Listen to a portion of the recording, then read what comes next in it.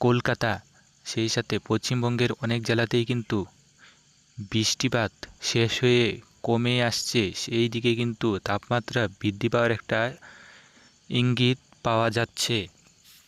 বর্তমানে যদি আমরা আপনাদের দেখাই, বাংলাদেশের সিলেট, সেই সাথে ঢাকা, সেই সাথে পিরোজপুর, এদিকে কিন্তু বৃষ্টিপাতের একটা সম্ভাবনা দেখা যাচ্ছে। সেই সাথে কলকাতাতেও কিন্তু বর্তমানে বৃষ্টিপাতের অনেকটাই সম্ভাবনা রয়েছে।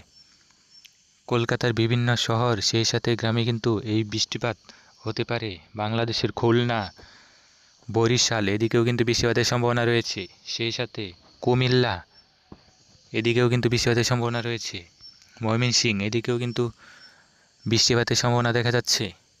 আজকে রাতের মধ্যে যদি আগামীকাল একদম ভোরের দিকে নিয়ে যাই, তাহলে আমরা দেখতে পারবো ভোরের দিকে তো এরকম বৃষ্টিপাত নাও থাকতে পারে, তবে বেলা বাড়ার সাথে সাথে বৃষ্টিপাত আবারও অনেক জেলাতে শুরু হতে পারে। বাংলাদেশের সিলেট এদিকে কিন্তু ভারী বৃষ্টিপাত, সেই সাথে বজ্রসহ বৃষ্টির একটা সম্ভাবনা দেখা যাচ্ছে।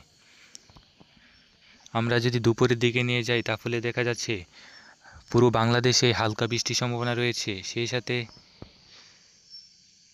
কলকাতা বিভিন্ন শহরে কিন্তু, সেই সাথে কলকাতার পার্শ্ববর্তী সকল জেলাতে কিন্তু বৃষ্টি হতে পারে।